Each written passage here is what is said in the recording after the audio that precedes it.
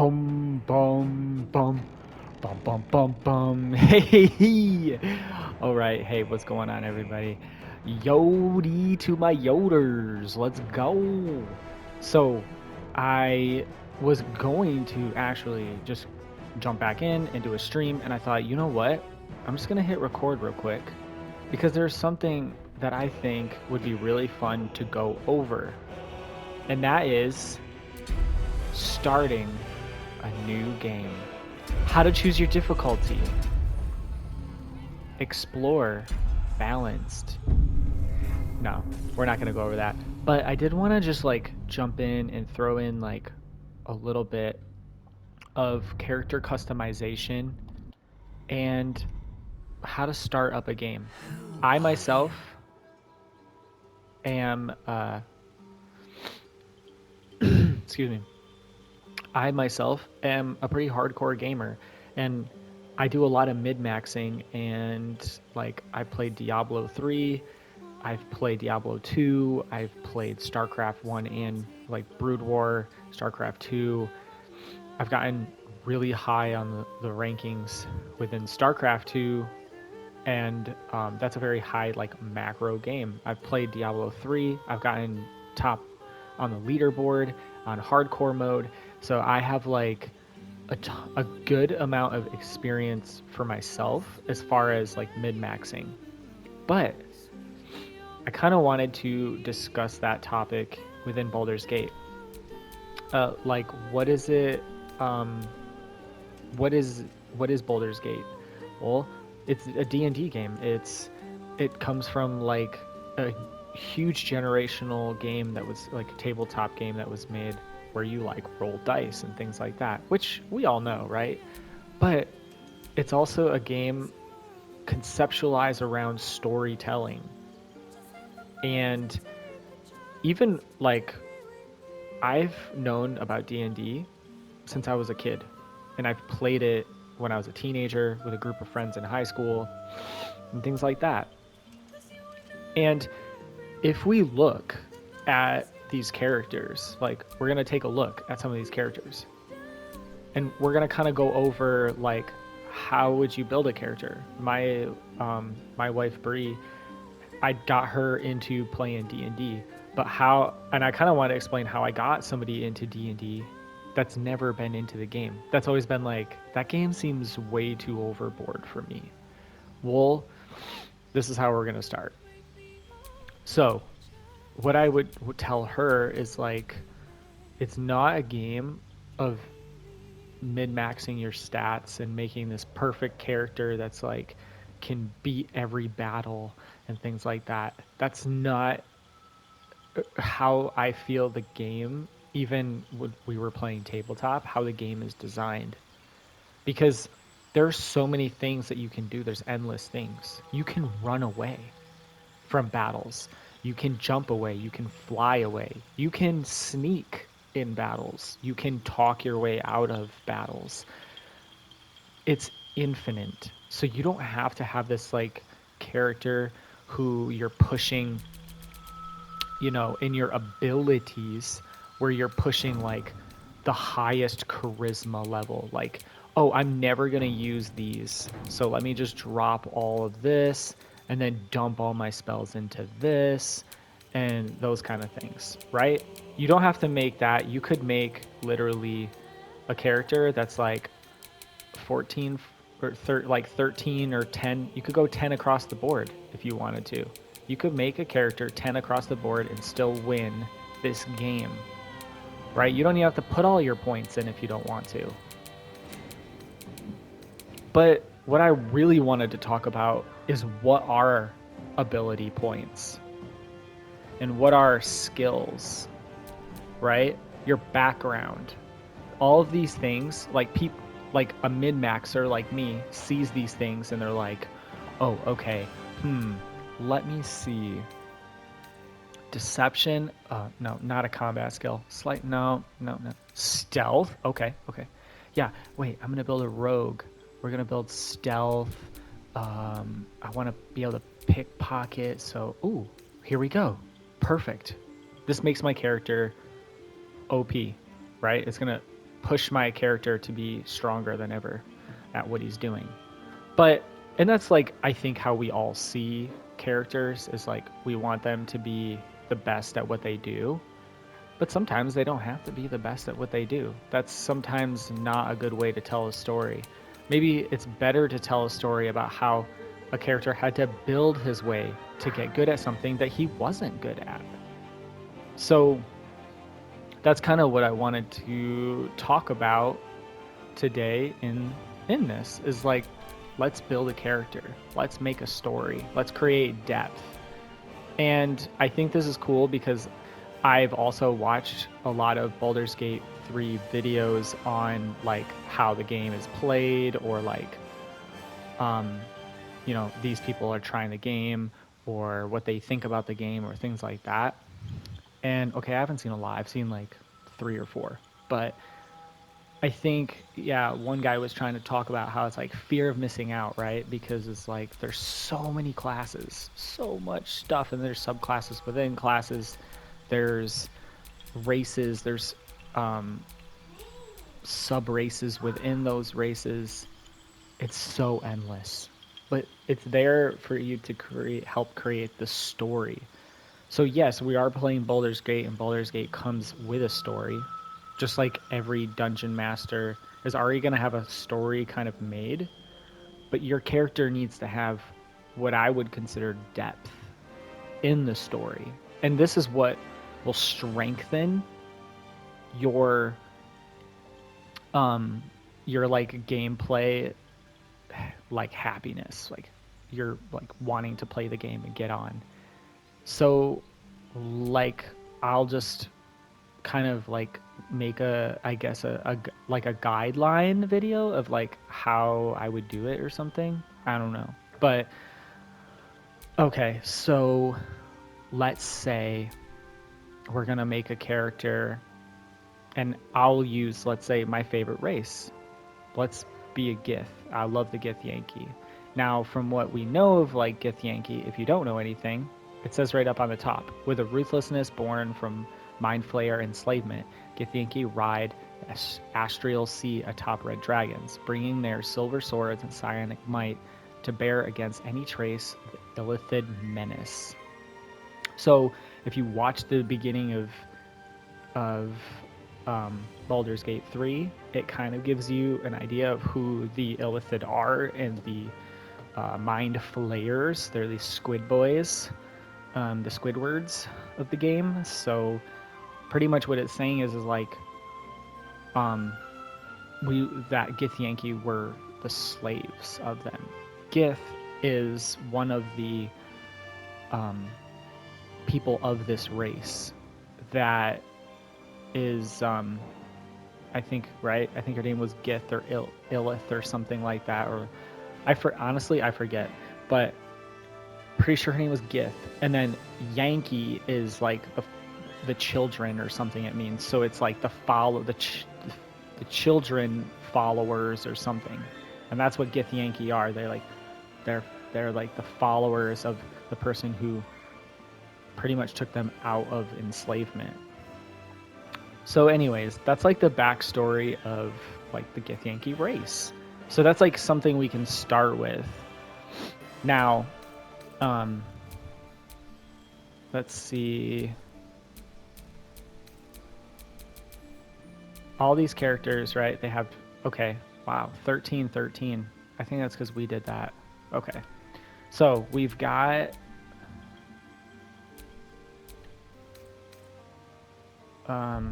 wait, let me menu this.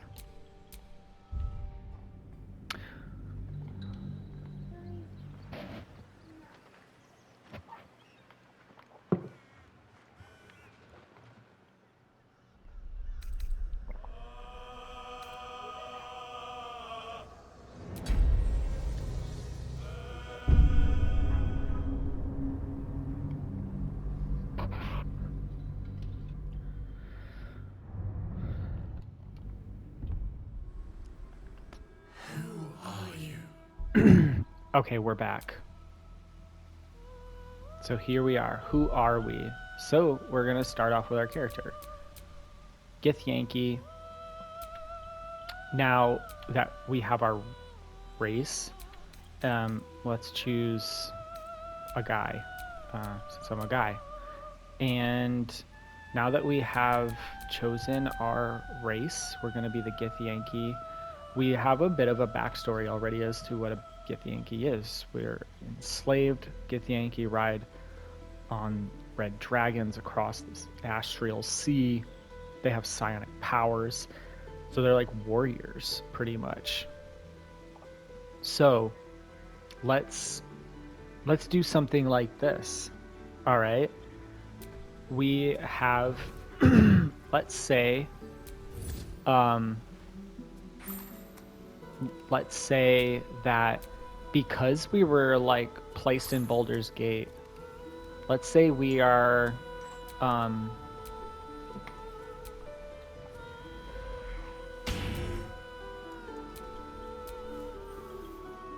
let's see.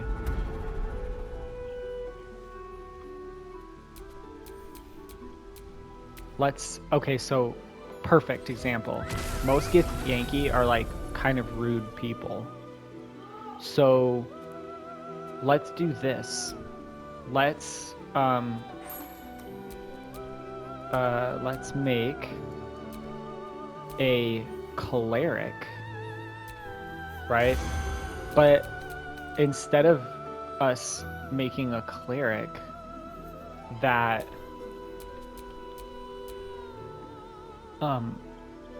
instead of us making a cleric that's like, let's say,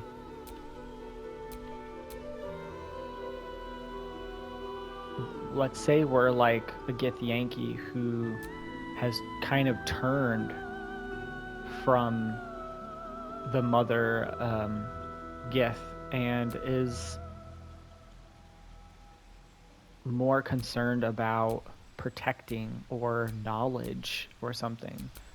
So what we'll do is we'll go like knowledge domain, right? Now we have adaptable in Android in all manner of languages and skills. Your mind is an intellectual cup brimming with exquisite knowing. So we're like a knowledgeable character. So this kind of like makes sense, right? Already. Usually Githyanki are like these very tight, neat, knit people and like kind of occultish, like they're warriors at heart. We're kind of like branching away from this a little bit, but also because we have this intellectual cup, this knowledge. Now, as you can see, most clerics are an 8 in intelligence, but you know, we need to change that. So another thing is, where is she? I think it's Loth. No, Loth. Okay, Loth is for, it's this one, Valkith. So she's the Lich Queen, the leader of the Githyanki. So let's say that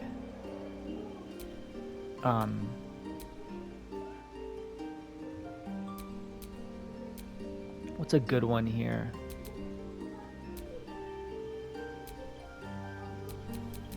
Let's say that this one, let's pick this one as the deity. Boom. Okay. And then, whoa.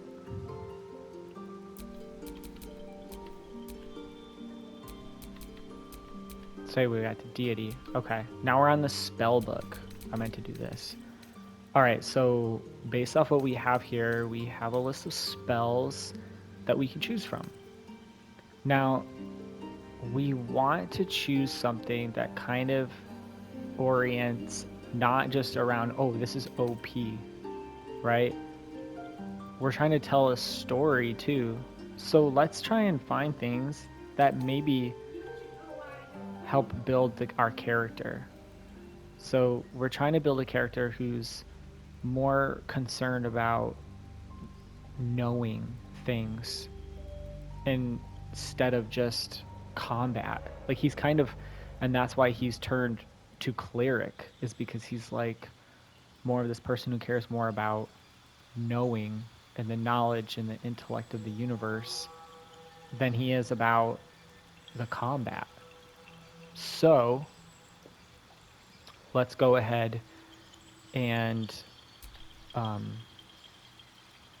let's go ahead and say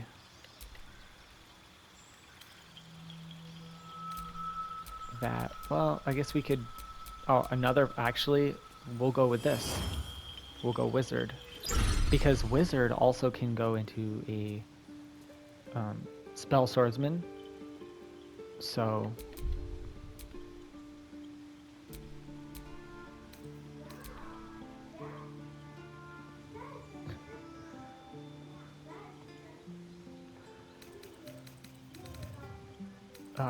but we're not gonna go, actually, no, we will go rogue. Or not rogue, cleric.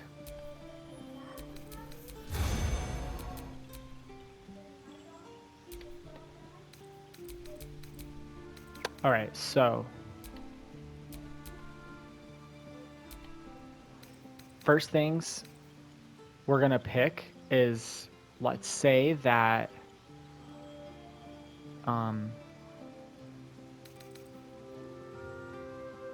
let's go with infuse an object with an aura of light. This is perfect because our character is somebody who's transformed away from the idea of war, and he's leaning more into an all-knowing. So these are our cantrips. These are spells that we can use anytime. We don't need to use a spell book to do it. So let's build around his story. Light, right? This signifies, these cantrips are going to signify kind of like who your character really is. And light is something that he's been brought to. So that's perfect. Then we have resistance. He's resisting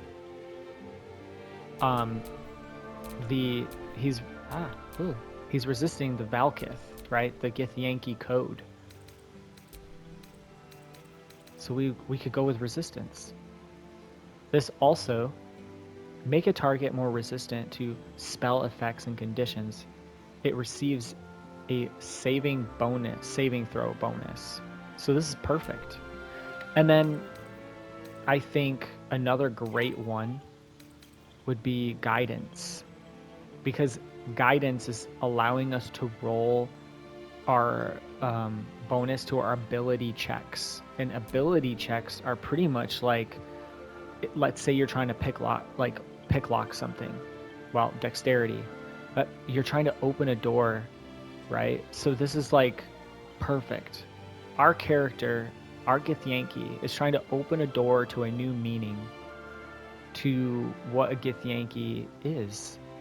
He understands that, like, it's not about war all of the time, right? It's about a light that's kindled, right? And maybe this one would be better, producing a flame, because it's like a little bit more Githyanki. It's a little bit more passionate than maybe the light is, but it still has damage. So there's like this power within him, but he tries to kindle it. But it can only be produced for him, maybe.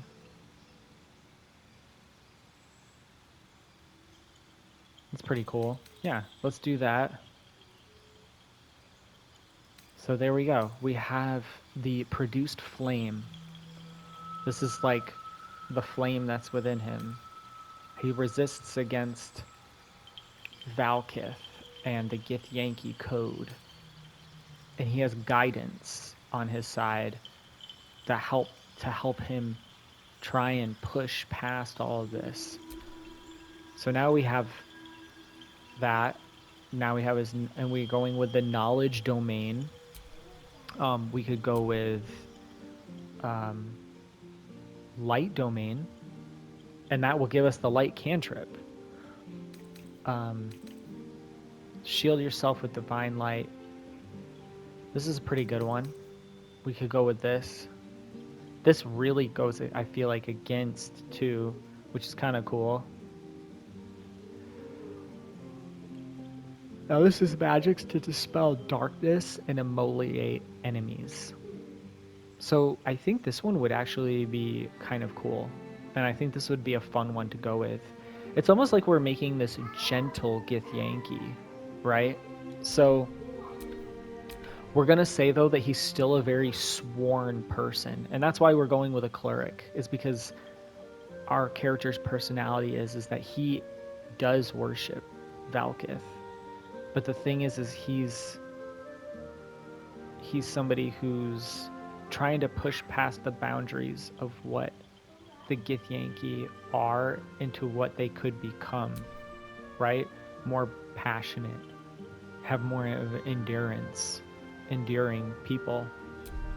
So, now that we got that, let's go for our spell book. So what spells can we start with that kind of help us with this? I think this one's a good one to start with, the Shield of Faith. Because one, it's bolstering our armor. Boom.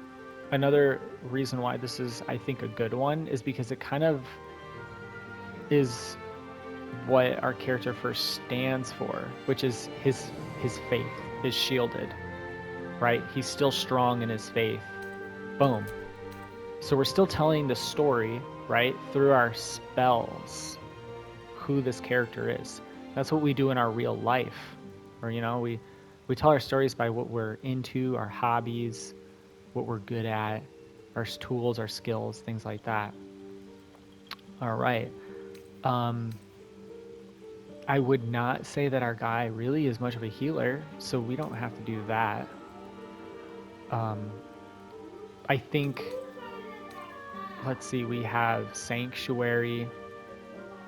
I think this one's a really good one too, because if you think about this spell, this is not just a spell for this is a spell that's like, what if he's trying to get away, right? And he feels a bit untouchable. This is great. I think Sanctuary is a good one. It really goes well with the Shield of Faith. Okay, and then let's go ahead and say,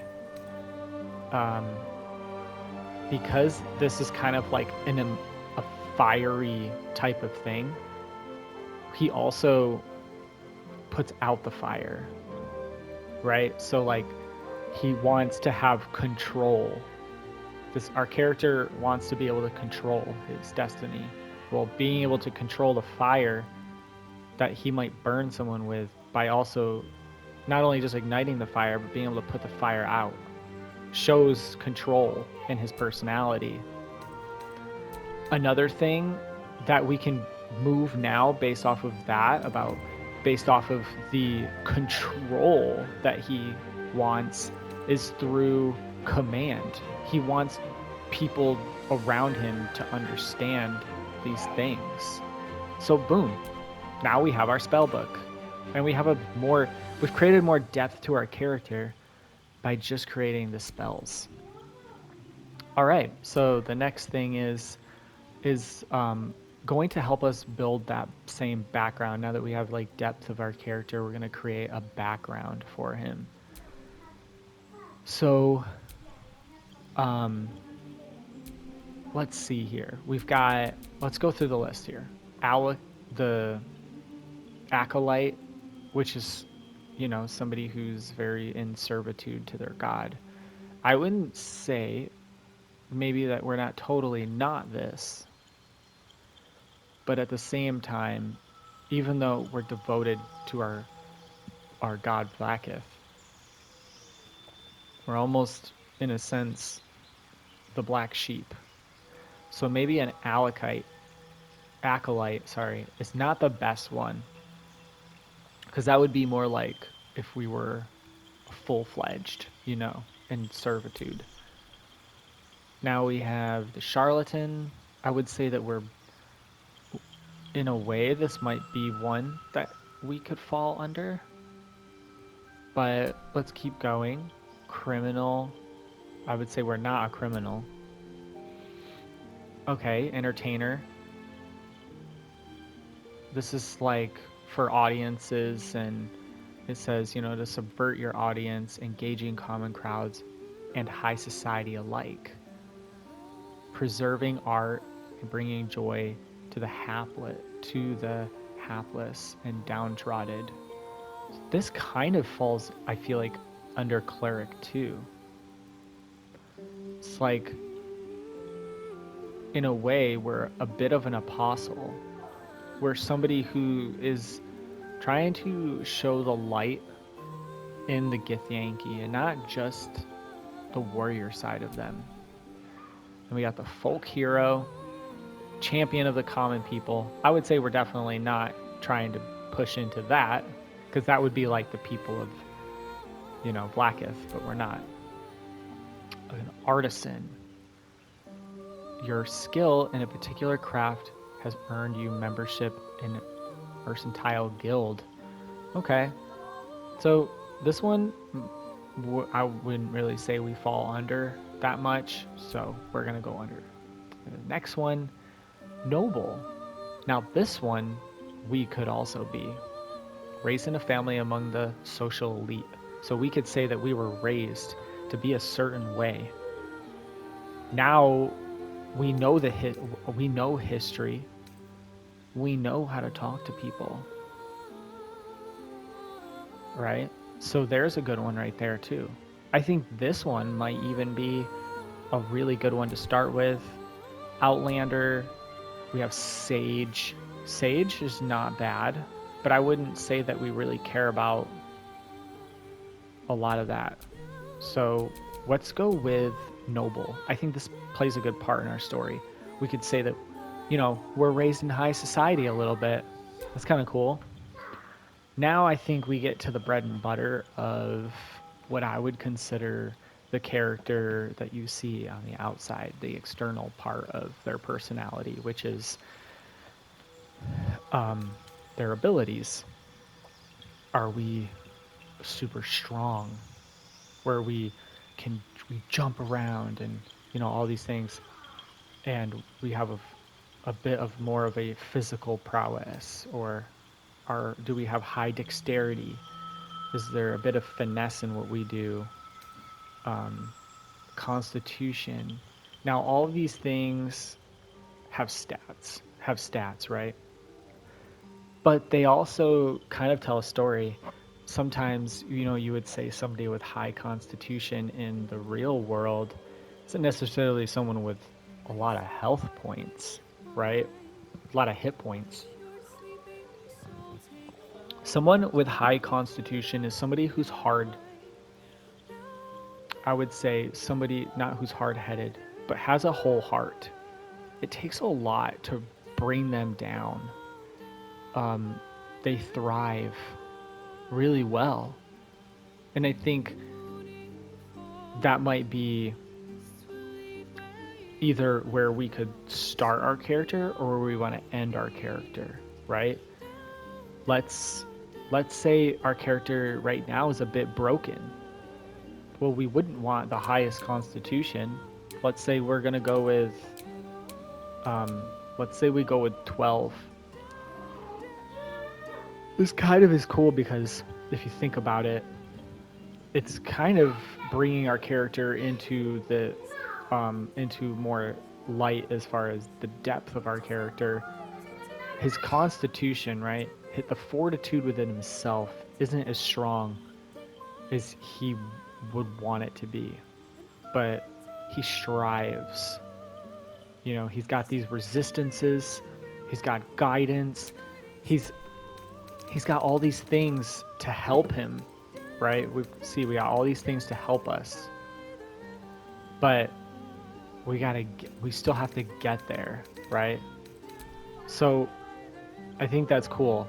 Another cool thing that I think this brings to the table is we have that spell that pretty much makes us invulnerable to being hit. Now, this is also leans into the fact that our character, finds that he has to maybe, when he casts that spell on himself, it's like his personality in that is saying he's somebody who who can be withdrawn, which means, yeah, low constitution. It helps protect his low constitution, his low fortitude, his willpower, his mind when he is down in the dumps. So we've kind of now built this character to where now we have a reason to use that spell, right? Because we are weak at heart. So now we've created a personality for his constitution. See? That, boom. So that's what we do. We lower it down. Now, memory and mental power. This is kind of like, you could go whichever way you want with this, but I would say usually someone with higher intellect, which I would say Githyanki have pretty high intellect, is they usually are, like, people who are more intelligent are usually more prone to being assholes because they lack some of the empathetic, abilities that somebody who is average and sees the world on a different plane, would see how they would see it. But I would say let's at least put ourselves as just a pretty average intelligence.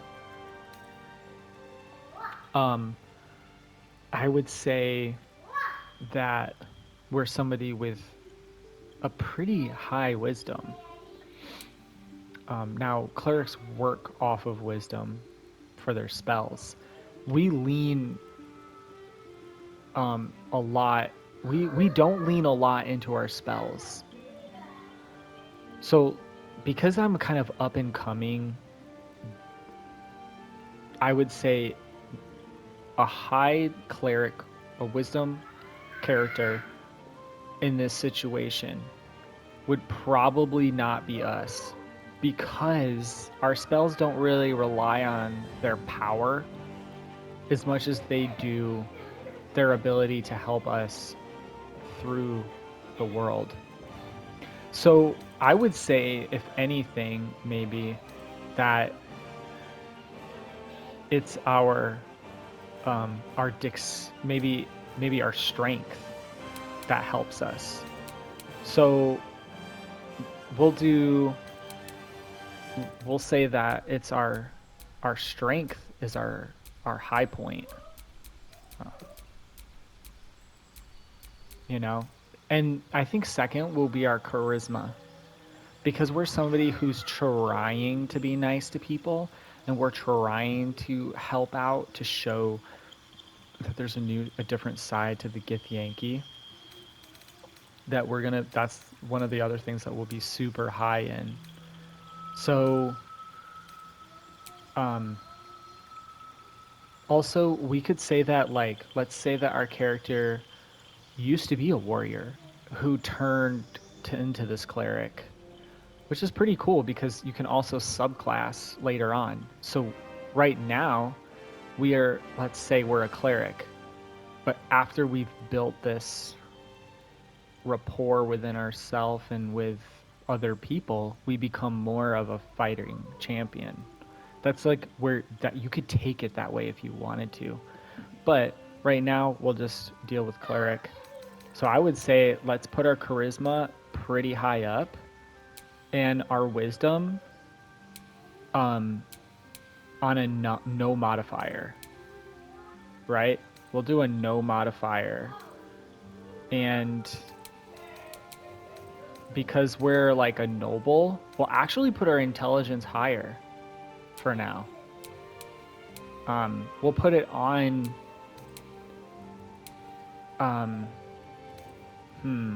do we want to put it on a modifier though? How do we want to build this?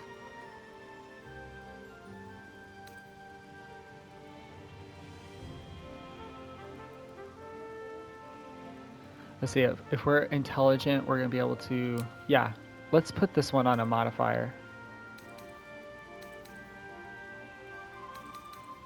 And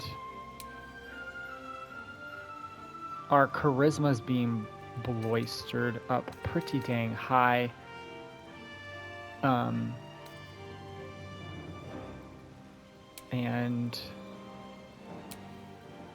we will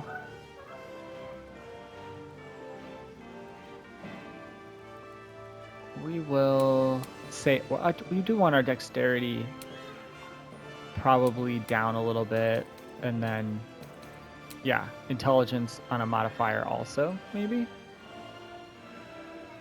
This is perfect. Okay, so we've now built a personality for our character, which is we prioritize our strength, we prioritize our charisma. These are all things that we care about, right? Is strength because we want to help the people around us, and 2, charisma because we want the people to like us, and in turn, if they like us and we're a Gith, they may like the Githyanki. And like they say in the real world, you know, if you want to change something, you have to be the first one to change, right? So he's being the first to change. He's lowering his sense of intuition and like his ability to be this strong person for the Gith. Instead, he's trying to turn into a people's champion. He's trying to be the underdog a little bit. So we put his intelligence pretty high because 1, we're putting him as a noble, but 2, because that's kind of what he's striving for, is like how to be more of an intelligent person. So that's why we gave him a modifier, because he's a noble and he's rich. He's kind of able to he's got more access to those things in his life. So maybe the reason why he was a soldier, and we could say he wasn't good at being a soldier. And because of that, he questioned a little bit of who he was. And he found that it was a lack in his dexterity, let's say. Like, he just didn't have the athleticism and the skill with the sword like other Githyanki did. So he had to find a different way to be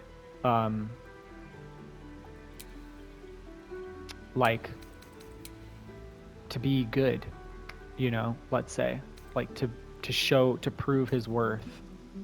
So boom, now we have a pretty good personality, I would say, for our character. And what are what are like the components of what we've done so far? Well, we've built our cantrips around kind of who he is. We've built his ability points around who he is and that personality in the person he wants to be. And then we've also used his background to help us with that.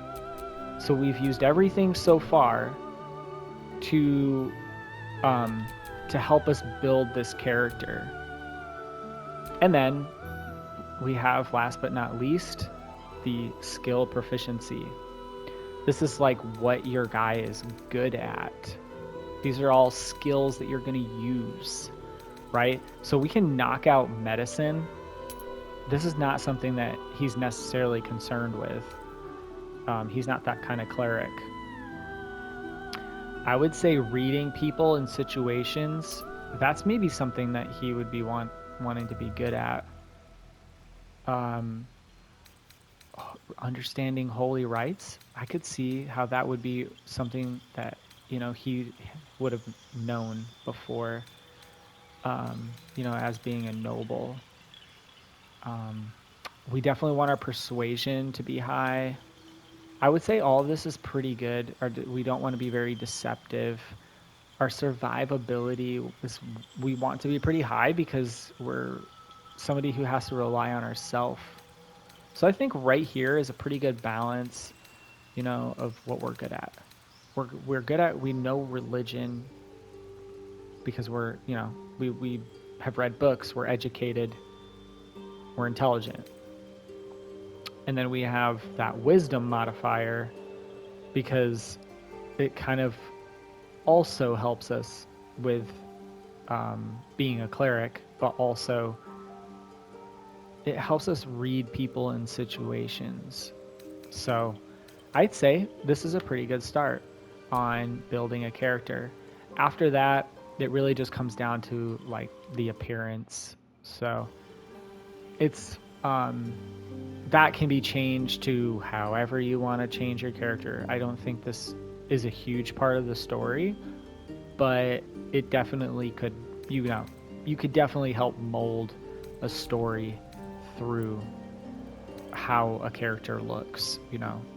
You want a character to maybe look more more gentle than rough. So, yeah, have at it. You know, I would say I would probably make him look more humanistic and like a little bit more gentle than maybe your normal Githyanki.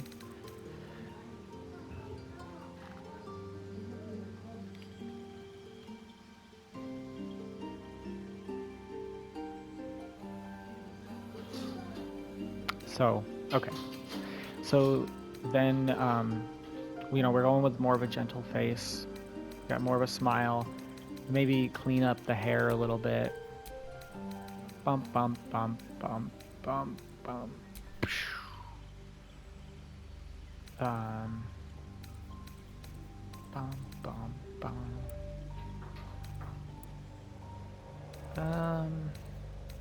I don't know a lot of these.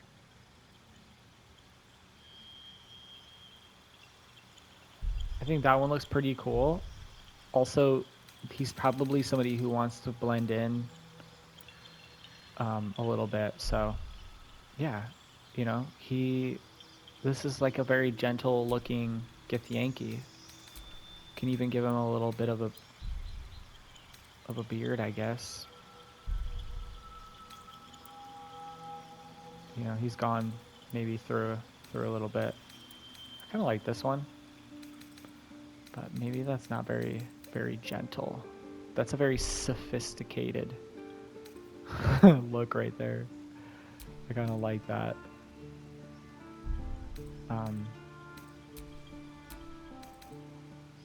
Where's my hair color? And wow, we don't need highlights. Right, we'll go with maybe a traditional brown red. Yeah. So look, there we go. What is this called? The Twiddler? Maybe that's a little too much.